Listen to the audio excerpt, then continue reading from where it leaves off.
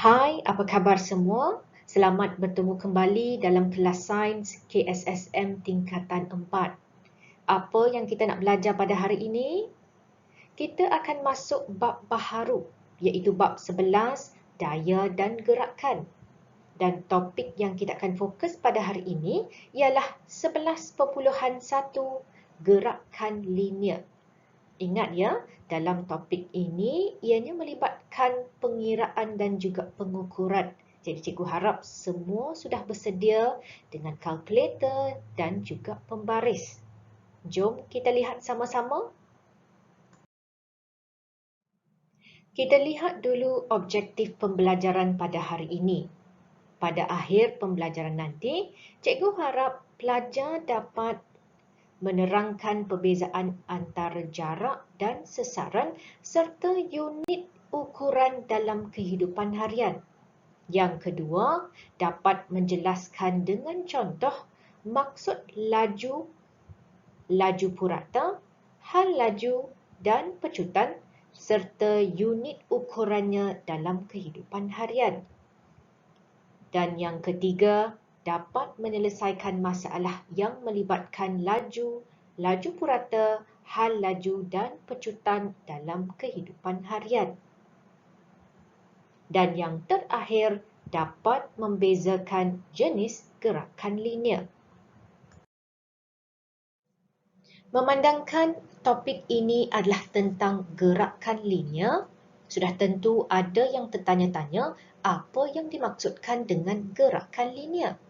Ingat, gerakan linear ialah gerakan suatu objek dalam lintasan yang lurus.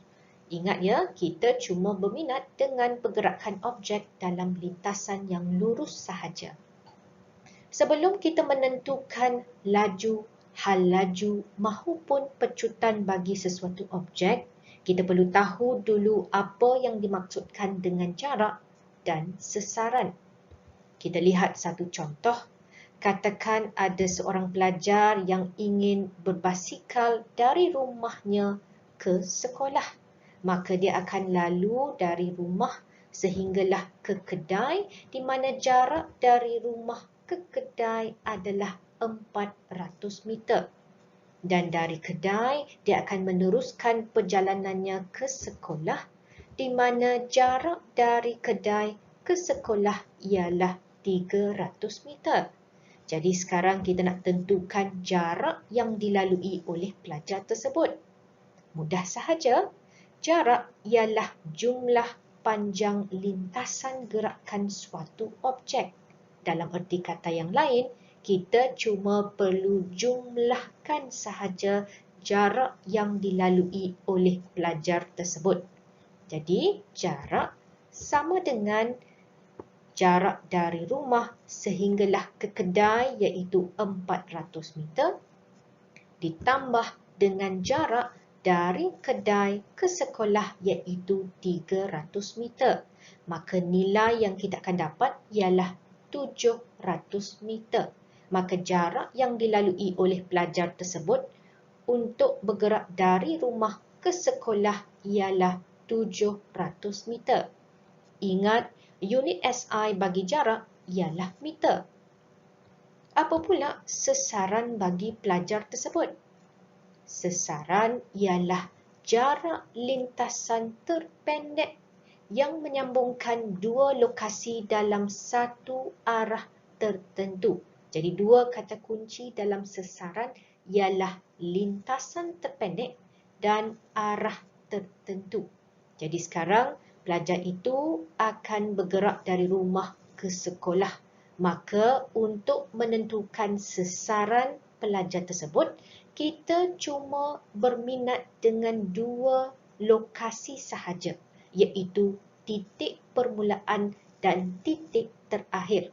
Di mana titik permulaannya ialah rumah dan titik terakhirnya ialah sekolah. Dan kita akan lukiskan satu garisan lurus. Sekarang kita perlu tentukan berapa panjang garisan ini, kerana inilah sesaran bagi pelajar tersebut. Bagaimana kita nak tentukan panjang garisan ini? Kalau anda lihat pada gambar yang dilukiskan, ini merupakan segitiga bersudut tegak. Bagaimana kita nak tentukan panjang garisan yang bertentangan dengan sudut tegak?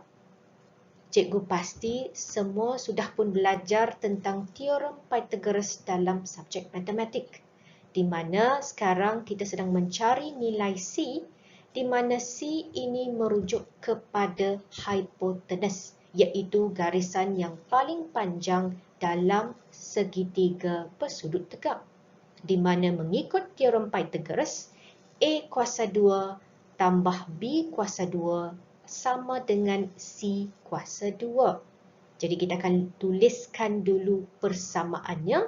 Kita mulakan dulu dengan apa yang hendak dicari, iaitu C. C kuasa 2 sama dengan A kuasa 2. Di sini ialah 400 kuasa 2 ditambah dengan B kuasa 2 adalah 300 kuasa 2. Masukkan nilai ini ke dalam kalkulator dan carikan jawapannya. C kuasa 2 sama dengan 160,000 ditambah dengan 90,000. Jadi kita tambahkan kedua-dua nilai ini. Berapa jawapan yang kamu akan dapat? C kuasa 2 sama dengan 250,000. Ingat ya, kita nak kenal pasti nilai C dan bukannya C kuasa 2. Bermaksud kita perlu buang kuasa 2 ini. Bagaimana kita nak buang kuasa 2? Kita perlu bawa kuasa 2 ini ke kanan. Apabila kita bawa kuasa 2 ini ke kanan, maka ianya akan menjadi punca kuasa 2. Jadi kita masukkan pula nilai ini dalam kalkulator dan carikan punca kuasa 2 bagi 250,000. Berapa jawapan yang kamu dapat? Ya, nilainya ialah 500 meter. Bermaksud sesaran bagi pelajar tersebut ialah 500 meter. Ingat ya, jawapan kita belum lagi lengkap. Kenapa? Kerana sesaran adalah lintasan terpendek dalam arah tertentu. Bermaksud kita mesti menyatakan arah yang dilalui oleh pelajar tersebut. Maka arah dari rumah ke sekolah ialah pada arah tenggara. Maka sesarannya ialah 500 meter arah tenggara. Sekali lagi, sesaran unit SI-nya ialah meter. Tahukah anda bahawa kita boleh mengukur jarak dan sesaran pada peta? Ya, kita cuma perlukan tambahan alat pengukuran pembaris. Katakan sekarang Salmiah yang tinggal di Kampung Cengka ingin pergi ke Kampung Cenor. Kita perlu tentukan jarak yang dilalui oleh Salmiah. Apa yang dimaksudkan dengan jarak? Jarak ialah jumlah panjang lintasan gerakan suatu objek. Bermaksud kita perlu mencari jarak yang dilalui oleh Salmiah untuk bergerak dari Kampung Jengka ke Kampung Cenor. Jadi pertama sekali, kita perlu menentukan dulu jarak dari Kampung Cengka hinggalah ke persimpangan jalan. Bagaimana kita nak mengukur jarak ini? Kita boleh gunakan pembaris. Berapa nilai yang kita dapat? Jaraknya ialah 2.5 cm. Seterusnya, kita perlu tentukan jarak dari persimpangan jalan ke Kampung Cenor. Sekali lagi, gunakan pembaris untuk menentukan jarak ini. Berapa jaraknya? Jaraknya ialah 5 cm. Maka jumlah panjang lintasan yang dilalui oleh Salmiah untuk sampai ke Kampung Cenor ialah hasil tambah 2.5 cm dengan 5 cm. Berapa jawapan yang kita dapat? kita akan dapat 7.5 cm. Tapi ingat ya, ini bukan jawapannya. Kenapa? Kerana setiap peta dilukis berdasarkan skala tertentu. Maka anda perlu rujuk pada skalanya. Kita ukur dari 0 hingga 1. Berapa panjangnya? Jadi panjangnya ialah 1 cm. Ini bermaksud 1 cm bersamaan dengan 1 kilometer. Oleh kerana 1 cm adalah bersamaan dengan 1 kilometer, ini bermaksud 7.5 cm bersamaan dengan 7.5 kilometer. Maka jarak yang dilalui oleh Salmiah untuk bergerak dari Kampung Jengka ke Kampung Cenur ialah 7.5 kilometer.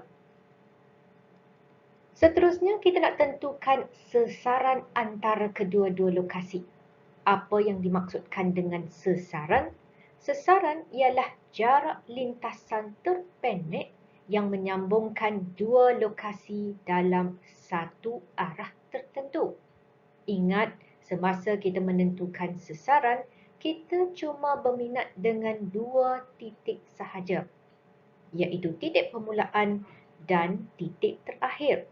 Maka kita akan lukiskan satu garisan panjang dari Kampung Jengka hinggalah ke Kampung Cenur. Jadi kita perlu ukur panjang jarak ini sekali lagi dengan menggunakan pembaris. Berapa nilai yang kita dapat? Ya, nilainya ialah 4.5 cm. Sesaran sama dengan 4.5 cm. Ingat, ini juga bukan jawapannya kerana perlu diubah kepada kilometer. Memandangkan 1 cm bersamaan dengan 1 kilometer, ini bermaksud 4.5 cm sama dengan 4.5 kilometer. Ingat, masih ada satu lagi perkara yang perlu dinyatakan dalam jawapan anda, iaitu perlu nyatakan arah gerakan objek. Kita tentukan arah gerakan dari Kampung Jengka ke Kampung Cenur adalah pada arah barat laut. Maka sesarannya ialah 4.5 km arah barat laut. Sekarang kita akan tentukan laju dan juga hal laju bagi objek yang sedang bergerak. Kita menggunakan contoh yang sama seperti tadi, di mana seorang pelajar hendak bergerak dari rumah ke sekolah. Maka dia perlu bergerak dulu dari rumah ke kedai, di mana jarak antara rumah dan kedai ialah 400 meter. Dan dia akan meneruskan perjalanannya dari kedai ke sekolah, di mana jarak dari kedai ke sekolah ialah 300 meter. Sebelum ini, kita sudah pun tentukan sesaran pelajar tersebut, iaitu lintasan terpendek dari rumah ke sekolah ialah 500 meter. Sekarang, kita perlu tentukan laju pelajar tersebut. Apa yang dimaksudkan dengan laju? Laju ialah kadar perubahan jarak, di mana formulanya ialah laju sama dengan jarak bahagi masa. Ingat ya, unit SI bagi laju ialah meter per saat. Katakan sekarang pelajar itu mengambil masa 100 saat untuk bergerak dari rumah ke kedai.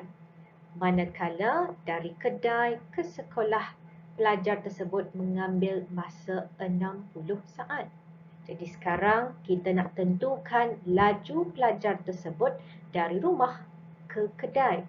Maka laju sama dengan jarak yang dilalui dari rumah ke kedai iaitu 400 meter dibahagi dengan masa iaitu 100 saat. Cuba kirakan. Kita akan dapat jawapannya ialah 4 meter per saat. Seterusnya, kita nak tentukan pula laju pelajar tersebut dari kedai ke sekolah. Laju sama dengan jarak yang dilalui iaitu 300 meter dibahagi dengan masa iaitu 60 saat. Maka jawapan yang kita dapat ialah 5 meter per saat. Seterusnya kita nak tentukan pula laju purata. Apa yang dimaksudkan dengan laju purata? Laju purata ialah kadar perubahan jumlah jarak yang dilalui. Bermaksud, laju purata sama dengan jumlah jarak bahagi jumlah masa, di mana unit SI-nya masih lagi meter per saat.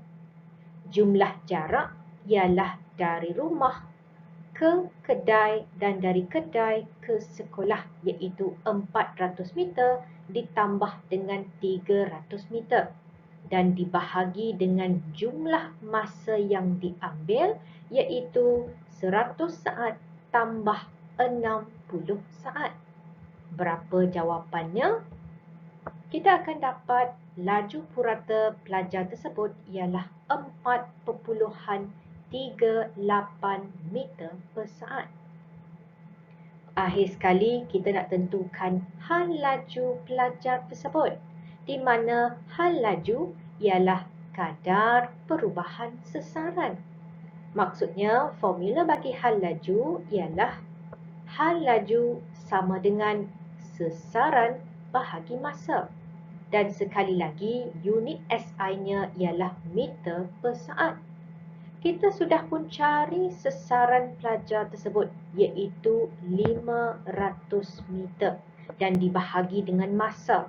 Masa kita tetap ambil jumlah masa yang diambil oleh pelajar tersebut untuk bergerak dari rumah sehinggalah ke sekolah iaitu 100 saat ditambah dengan 60 saat. Maka jawapannya ialah 3.13 meter per saat. Ingat ya, ini juga merupakan kuantiti vektor di mana kita perlu nyatakan arah gerakan. Maka hal laju pelajar itu adalah 3.13 meter per saat ke arah tenggara. Seterusnya kita akan tentukan pula pecutan bagi suatu objek yang sedang bergerak. Apa yang dimaksudkan dengan pecutan? Pecutan ialah kadar perubahan hal laju, di mana formulanya ialah pecutan sama dengan perubahan hal laju dibahagi dengan masa. Ingat, unit SI bagi pecutan ialah meter per saat, iaitu simbolnya ialah MS kuasa negatif 2. Apa yang dimaksudkan dengan perubahan hal laju? Perubahan hal laju ialah hal laju akhir tolak hal laju awal. Jadi katakan sekarang ada seorang pelajar yang bergerak dari rumah ke kedai. Hal laju di rumah adalah 0. Kenapa? Ini adalah kerana pelajar itu tidak bergerak, iaitu berada dalam keadaan pegun. Apabila sesuatu objek tidak bergerak ataupun dalam keadaan pegun, maka hal lajunya ialah 0. Dalam masa 5 saat, hal laju pelajar itu mencapai 4 meter per saat. Dan seterusnya selama 80 saat, hal lajunya tidak berubah dan kekal pada hal laju 4 meter per saat. Apabila pelajar itu menghampiri kedai, maka pergerakannya diperlahankan sehinggalah berhenti, iaitu di kedai hal lajunya kembali menjadi 0 kerana dalam keadaan pegun. Maka ini berlaku dalam tempoh masa 2 saat. Katakan di setiap lokasi ini kita labelkan sebagai titik A, B, C dan D. Sekarang kita nak tentukan pecutan pelajar itu dari titik A ke titik B. Ingat, pecutan sama dengan hal laju akhir tolak hal laju awal bahagi masa. Hal laju akhir ialah 4 ditolak dengan hal laju awal iaitu 0 dan dibahagi dengan masa 5 saat. Maka jawapannya ialah 0.8 meter per saat. Maka nilai yang kita dapat adalah positif, menunjukkan bahawa gerakan ini adalah pecutan. Seterusnya kita tentukan pula pecutan pelajar itu dari titik B ke titik C, di mana hal laju akhirnya ialah 4 dan hal laju awalnya pun 4. Maka 4 tolak 4 dibahagi dengan masa iaitu 80 saat, maka nilainya ialah kosong. Jadi ingat ya, apabila hal laju adalah malar, bermaksud tiada perubahan pada hal laju, maka pecutannya mesti 0. Seterusnya kita lihat pula pecutan dari titik C ke titik D. Apa hal laju akhir pelajar tersebut? Hal laju akhirnya ialah kosong, iaitu sudah sampai di kedai dan berhenti. Maka apabila keadaan pegun, hal lajunya ialah kosong, ditolak dengan hal laju awal iaitu 4 meter per saat dan dibahagi dengan masa iaitu 2 saat. Dan nilainya ialah negatif 2 meter per saat. Jadi kenapa kita dapat nilai negatif? Nilai negatif menunjukkan gerakannya pecutan. Bermaksud hal lajunya semakin berkurang. Ujikan diri. Sekarang kita akan jawab satu soalan. Hilmi berjalan ke arah utara sejauh 8 meter sebelum menuju ke arah timur sejauh 8 meter. Hilmi telah mengambil masa selama 5 minit untuk melengkapkan perjalanannya. Jadi, anda perlu menentukan jarak bagi gerakan tersebut. Yang kedua, sesaran bagi gerakan tersebut. Dan akhir sekali, tentukan hal laju yang dicapai oleh Hilmi. Seperti biasa, tolong pause atau hentikan video ini buat seketika untuk mencari jawapannya. Jawapan akan diberikan selepas ini. Selamat mencuba. Dapatkah anda mencari jawapannya? Kalau sudah, jom kita lihat jawapannya sama-sama. Untuk soalan ini, cikgu sarankan kamu melukis pergerakan Hilmi. Kita tahu Hilmi bergerak ke arah utara sejauh 8 meter dan seterusnya bergerak ke arah timur sejauh 8 meter. Jadi soalannya ialah berapakah jarak bagi gerakan tersebut? Jadi soalan ini mudah sahaja. Kita tahu jarak ini kita perlu tambahkan 8 meter dan 8 meter. Dan hasilnya ialah 16 meter. Maka jarak yang dilalui oleh Hilmi ialah 16 meter. Soalan kedua ialah perlu menentukan sesaran bagi gerakan tersebut. Ingat lagi ke apa yang dimaksudkan dengan sesaran? Sesaran merujuk kepada lintasan yang terpendek. Dan kita cuma berminat dengan titik permulaan dengan titik terakhir. Maka lukiskan satu garisan lurus yang menghubungkan titik permulaan dengan titik terakhir.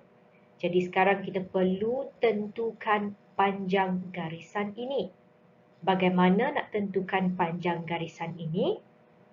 Daripada apa yang kita dah lukis, kita tahu ini merupakan segitiga bersudut tegak.